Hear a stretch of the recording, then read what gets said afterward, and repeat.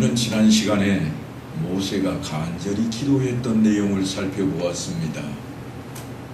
요단강 건너편에 있는 저 땅, 그 산지에 가보고 싶고 저 멀리 레바논 땅까지 밟아보고 싶었던 것이 모세의 소원이었습니다. 하나님의 일을 하고 또 하나님의 일 때문에 살아왔던 그의 기도를 응답하시지 않는 모습을 통해서 우리는 하나님의 야속하심을 잠깐 동안 마음속에 품었을 수 있을 것입니다.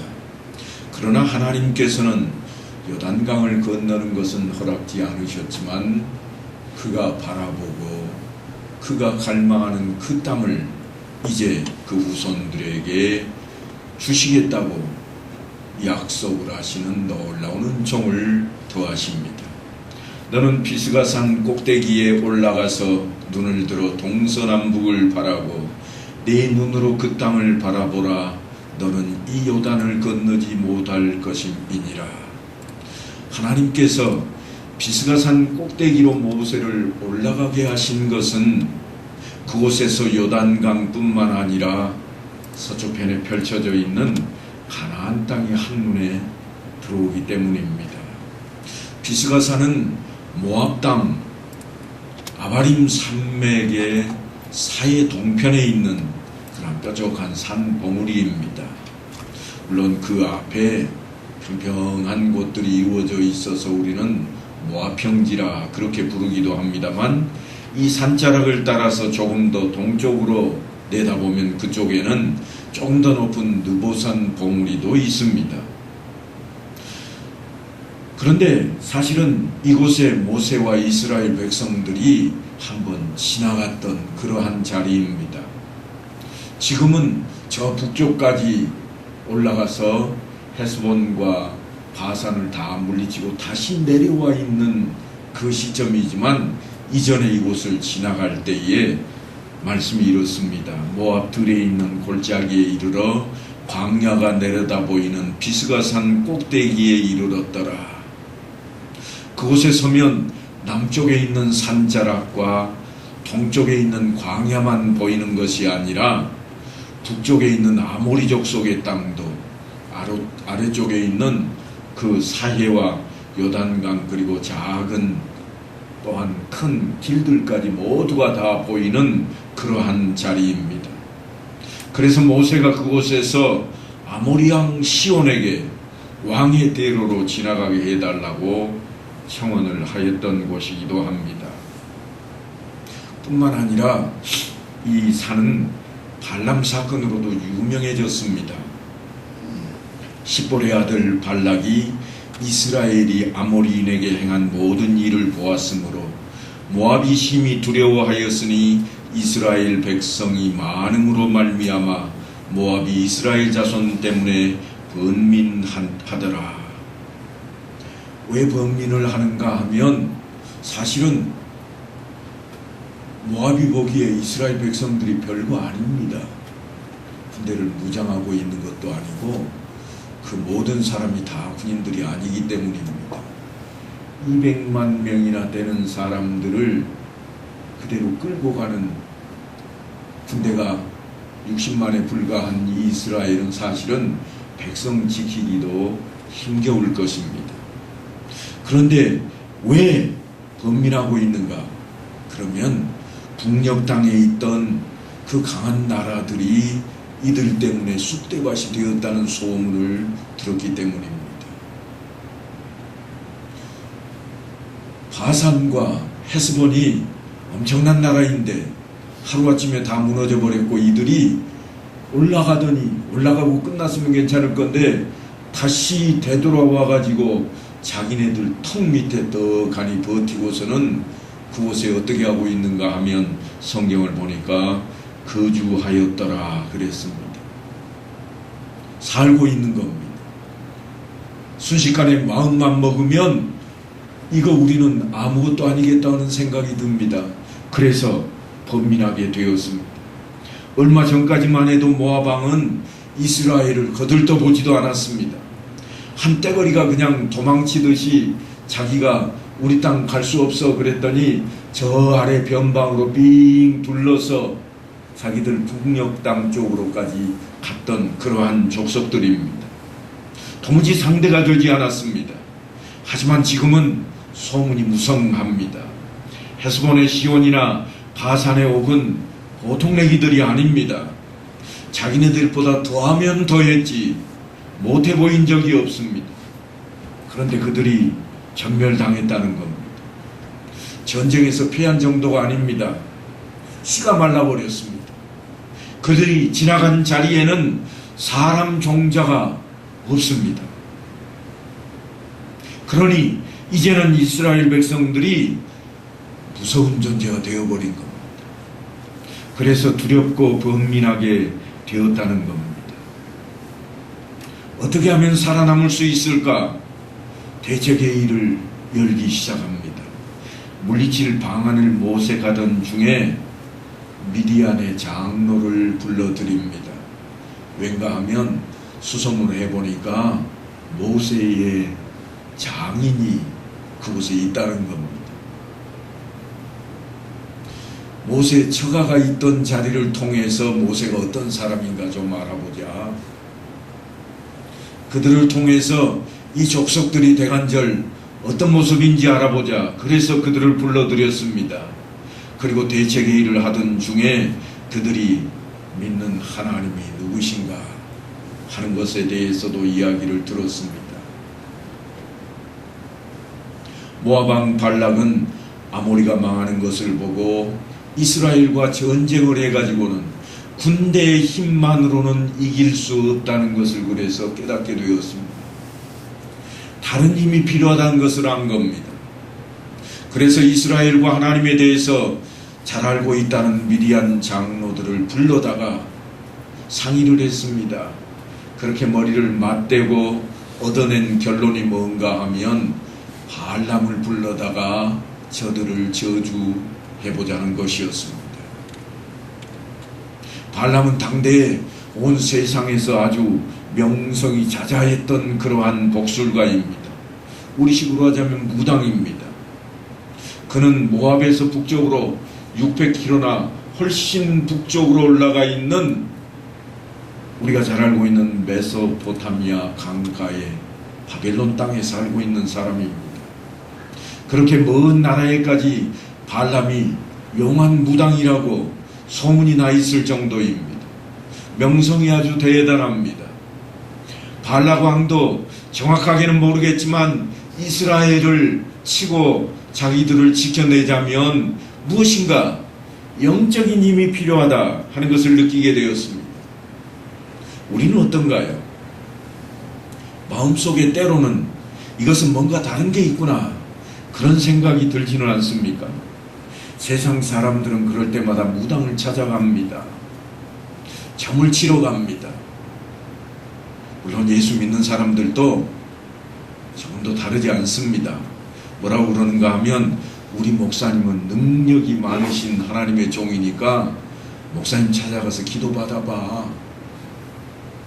해결될 거야. 이것이 바로 미디안 장로들이 모압 왕에게 권면했던 방법입니다. 그래서 목사님을 찾아갑니다. 두둑한 헌금 봉투도 챙기고 그리고 교회 앞으로 잘 나가겠다고 약속도 합니다. 그래서 기도합니다. 병든 자에게는 안수도 하고 축복을 합니다. 주여 잘되게 해 주옵소서. 병이 낫게 하소서. 복을 받게 하소서. 찾아온 사람에게 생명과 진리가 되신 예수를 전하는 것보다는 오히려 그들이 가지고 온 문제를 해결하는데 급급합니다. 이것이 발람이 사용하고 있는 해결 방법이었습니다. 이런 식의 신앙생활이 우리 가운데 너무나도 가까이 접근해 있습니다. 발락과 같은 방식으로 신앙생활을 하는 평신도들, 미디안 장로들처럼 적당히 다가서고자 하는 교인들, 발람과 같은 목회자들마저도 있습니다. 우리는 흔히 이런 것을 가리켜 기복신앙이라 그럽니다. 기복신앙은 자신의 이익만을 챙기고 이기적인 성향과 현세적으로 잘되고 번영하는 일에만 몰두하는 데 관심이 있습니다. 여러분 잘 아시겠지만 무당은 절대로 차다운 사람의 도덕성이나 윤리성을 문제 삼지 않습니다. 그저 문제를 해결하는데 그리고 복체에 관심만 가지고 있습니다. 모압의 발람 왕이 발람에게 와서 나를 위하여 이 백성을 저주하라. 내가 혹 그들을 쳐서 이겨 이 땅에서 몰아내리라. 발람이 얼마나 용한 무당이었던지 한 나라의 왕이 복체를 바리바리 꾸려서 모압의 장로들과 미디안 장로의 손에 들려서 저 멀리까지 보내 청을 하고 있습니다. 그들을 만난 발람은 엄청난 금은 보화에 혹해버립니다. 우여곡절 끝에 그 머나먼 길을 재촉해서 발람이 모압에 도착합니다. 그리고 이내 이스라엘 백성들이 잘 보이는 산자락으로 올라갑니다. 처음에는 모압 왕이 동쪽 산에서 데려다가 이르기를 와서 나를 위하여 야곱을 저주하라. 그래서 느보산 자락에서 시작됩니다. 그리고는 또다시 비스가 꼭대기에 이르러 7 제단을 쌓고 이제 조금 더 잘 보이는 비스가 산 꼭대기로 불러들였습니다. 그리고는 이제 이번에는 아예 이스라엘 백성들이 모여있는 모압 평지 맞은편으로 끌고 갑니다. 발락이 발람을 인도하여 광야가 내려다 보이는 부올 산 꼭대기에 이르니, 부올이라고 하는 것은 지명입니다. 그래서 지금 모세와 이스라엘 백성들이 있는 그 모압 평지가 어디인가 하면 벳부올 맞은편입니다. 벳부올이라 이 말은 벳이라는 말은 집이라는 뜻입니다. 부올의 집 맞은편, 다시 말하면 부올이라고 하는 유명인사가 살고 있는 그 동네 맞은편의 평지에 지금 모세와 그 백성들이 거주를 하고 있는 겁니다. 200만 명이 거주를 하고 있으니까 어마어마한 떼거리가 요즘식으로 하면 텐트를 쳐놓고 그렇게 살고 있는 겁니다. 그 가까이까지 가서 이제 그들을 저주하라고 하고 있습니다. 그들이 저주하기 위해서 단을 쌓는데 단을 쌓고 가는 곳곳마다 뭐를 하는가 하면 발락이 발람의 말대로 행하여 각 제단에 수송아지와 순양을 드리니라. 그렇게 했는데도 발람이 끝내 이스라엘을 저주하지 못합니다. 왜냐하면 하나님의 영이 그것을 막고 있기 때문입니다. 여기에 등장하는 발락과 발람은 분명히 제단을 쌓고 신을 잡고 있지만 다른 것을 사랑하고 그쪽에만 눈이 팔려 있습니다. 어떻게 해서든지 이기는 것, 어떻게 해서든지 복체를 더 챙기는 것에만 관심이 집중됩니다. 그들의 행태도 여전히 기복신앙이 자리를 잡고 있습니다. 하나님의 뜻에는 관심조차 없고 어떻게 해서든지 무병장수하고 부귀영화에만 몰두해 있는 그런 모습입니다. 만일 우리가 예수를 믿노라 하면서도 그러한 마음으로 우리의 생각과 우리의 가슴이 가득 채워져 있다면 여전히 우리도 기복신앙 속에 빠져 있는 겁니다. 그런데 지금 그 사람들이 섰던 그 자리에 새로운 한 사람이 올라가고 있습니다. 이 사람은 전혀 다른 꿈을 가진 사람입니다. 그렇게도 염원했던 젖과 꿀이 흐르는 땅을 바라보기 위해서 올라오는 사람입니다. 너는 여리고 맞은편 모압 땅에 있는 아바림산에 올라가 느보산에 이르러 내가 이스라엘 자손에게 기업으로 주는 가나안 땅을 바라보라. 갑자기 등장하는데 아바림 산이 등장하고 느보산이 등장하고 비스가 산 꼭대기에 섰더라. 그렇게 되어 있습니다. 모세가 지금 다 옮겨 다니고 있는 것은 아닌데도 말이죠. 제가 요즘 운동을 하느라고 등산을 좀 하고 있는데요. 늘 하는 말이 저하고 사모하고 이럽니다. 오늘은 고산봉 가세 그럽니다. 그리고 어디까지 갔다 오는가 하면 석산봉까지만 갔다 옵니다. 여기가 어딘가 하면 대동면사무소에 차를 받쳐놓고 뒷동산을 올라서 저 멀리 고산봉까지 가는 길입니다. 고산봉은 가지도 않으면서 고산봉 간다고 그래요. 누가 물어보면 고산봉 다녀왔어 그런다고요. 마찬가지로 성경에도 지금 그런 형태로 띄어 있습니다. 지금 그들이 서 있는 자리, 아니 모세가 지금 서 있는 자리가 어딘가 하면 비스가 산 꼭대기입니다. 그리고 평지라고 하는 곳은 언덕배기들을 지금 평지라고 하고 있습니다. 사실은 높이 높은 곳입니다. 해발 800m니까요. 우리가 살고 있는 이런 언덕이 아닙니다.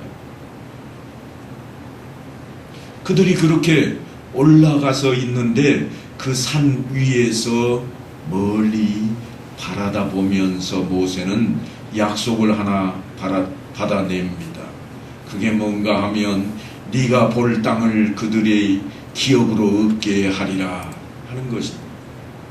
모세 후손들이 얻을 땅을 네가 바라보게 될 것이라. 모세는 지금 그 땅을 바라보게 됩니다. 그래서 바라보는 모세의 그 모습, 모세가 모압 평지에서 느보산에 올라 여리고 맞은편 비스가 산 꼭대기에 이름에 여호와께서 길르앗 온 땅을 단까지 보이시고 또 온 납달리와 에브라임과 므낫세의 땅과 서해까지의 유다 온 땅과 네겝과 종려나무의 성읍 여리고 골짜기 평지를 소알까지 보이시고 이렇게 그 내용을 알고 있는데 어떻게 가능했을까요? 모세가 어떻게 이렇게 멀리까지 수십 킬로가 넘는 곳까지 바라볼 수 있었을까요? 성경이 이를 뒷받침할 만한 내용을 기록해 놓았습니다. 모세가 죽을 때 나이 120세였으나 그의 눈이 흐리지 아니하였고 기력이 쇠하지 아니하였더라. 그러니까 모세는 지금 정정한 장정들의 모습과 같은 그러한 놀라운 기력을 가지고 산꼭대기에서 밝은 눈으로 요단강 서편의 아스라한 땅을 바라보고 있습니다. 그런데 그때 하나님께서 모세에게 이렇게 명령을 내리십니다. 너는 여호수아에게 명령하고 그를 담대하게 하며 그를 강하게 하라. 이제부터는 여호수아가 이 백성을 이끌고 요단강을 건너가서 오늘 너에게 보여준 그 약속의 땅을 정복하고 차지하게 될 것이라. 그렇게 말씀을 하고 있습니다. 오랜 세월을 모세를 따라다니면서 곁에서 섬기고 보좌했던 여호수아가 이제는 모세를 대신해서 남아있는 하나님의 일을 행하게 될 것이라고 하는 겁니다. 그래서 모세가 여호수아에게 강하고 담대하라고 권면의 말씀을 전하며 하나님의 뜻을 전합니다. 너희의 하나님 여호와께서 이 두 왕에게 행하신 모든 일을 내 눈으로 보았거니와 네가 가는 모든 나라에도 여호와께서 이와 같이 행하시리니 너희는 그들을 두려워하지 말라. 너희의 하나님 여호와께서 친히 너희를 위하여 싸우시리라. 그렇게 모세는 이제 자신의 사명을 다 감당하고 끝마치게 됩니다.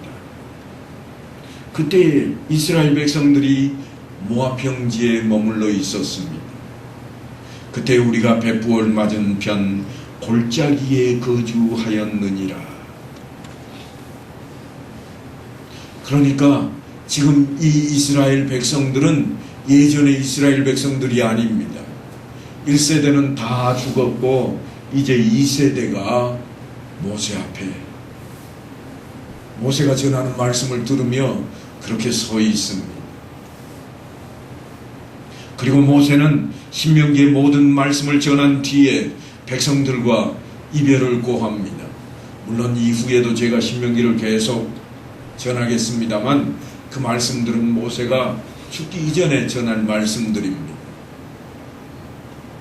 여호와의 종 모세가 여호와의 말씀대로 모압 땅에서 죽어 벳부올 맞은편 모압 땅에 있는 골짜기에 장사되었고 오늘까지 그의 묻힌 곳을 아는 자가 없느니라.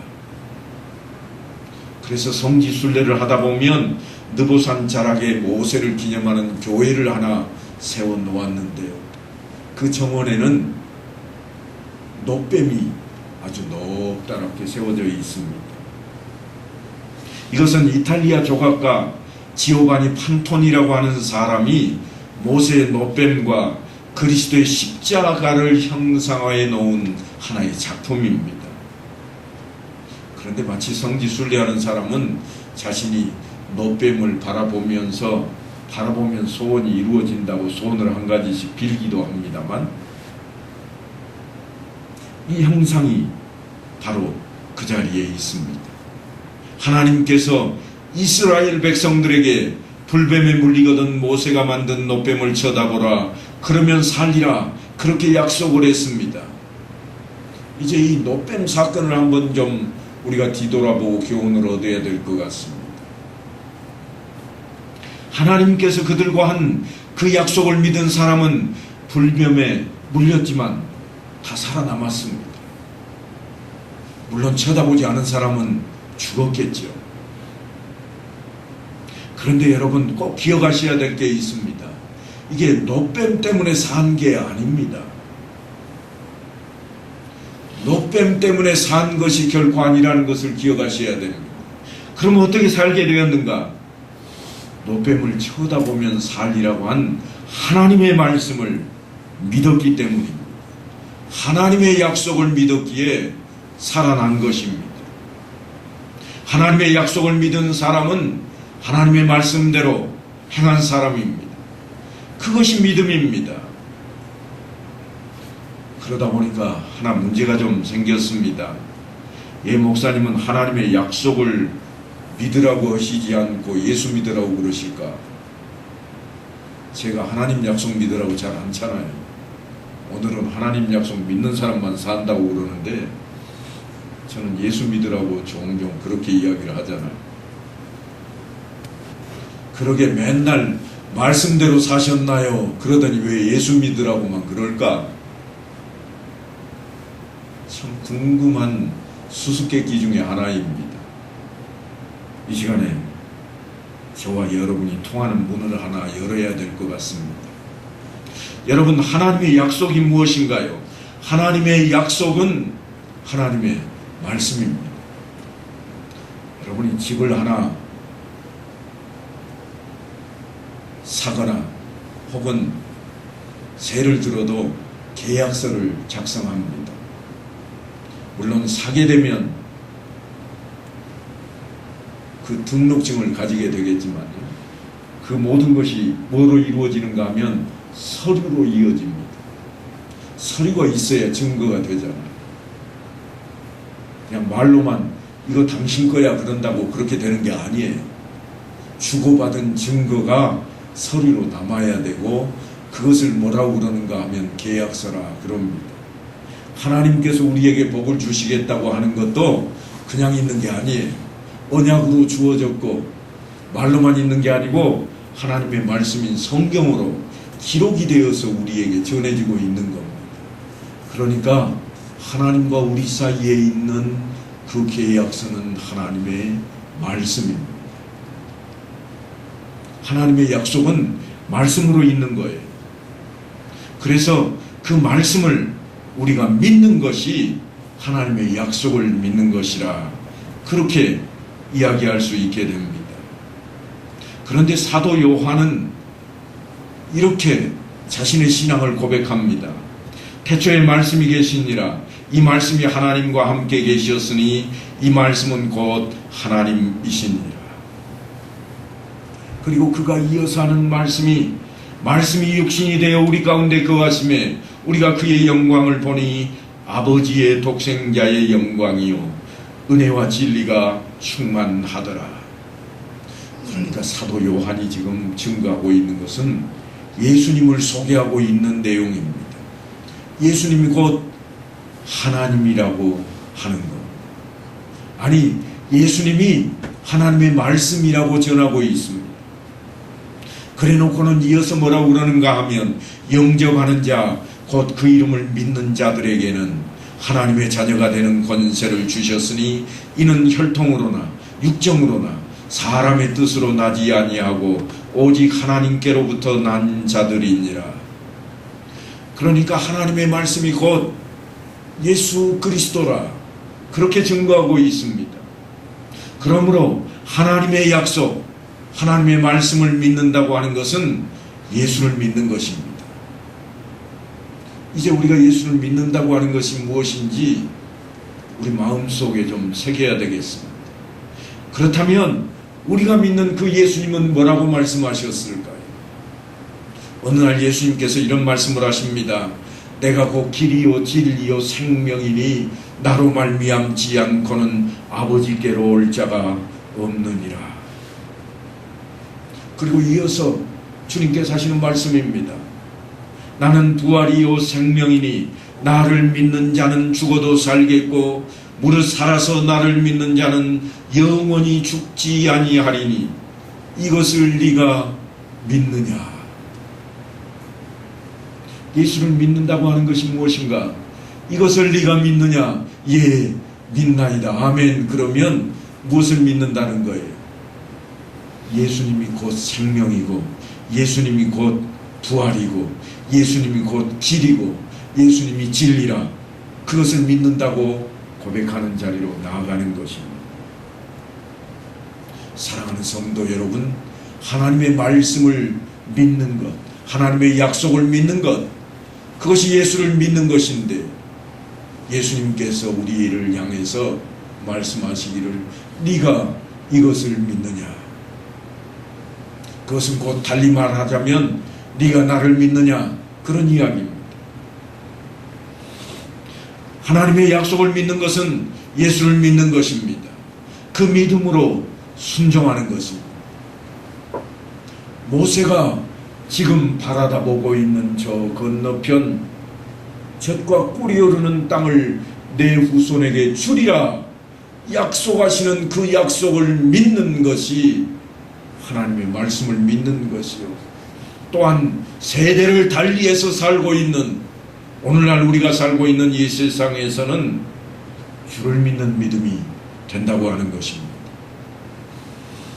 그래서 말씀이 가라고 하면 가고 기다리라고 하면 기다리는 그렇게 성실하게 감사함으로 살아가는 것이 신앙생활입니다. 신앙의 본질은 다른 것이 아닌 믿음과 순종에 있습니다. 이렇게 믿음과 신앙이 성숙되어 가는 과정을 뭐라고 그러는가 하면 성화라 그러는 겁니다. 하루아침에 이루어지지 않습니다. 이스라엘 백성들이 하루아침에 이루어지지 않고 처음에는 정탐꾼들이 전해주는 소식만 듣고도 가나안 땅에 사는 사람들이 장대해서 자신들을 메뚜기라고 했던 그러한 사람들 하나 모세를 따라 헤수본을 향해서 싸우러 나갈 때 그 어느 누구도 그 장대한 아모리 족속을 향해서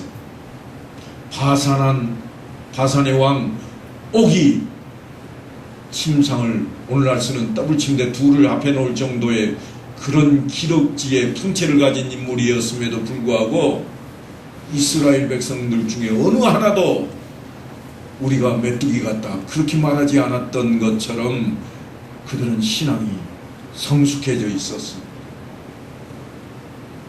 오늘날 우리의 신앙이 그렇게 성숙되어져 가야 되겠다고 하는 것입니다.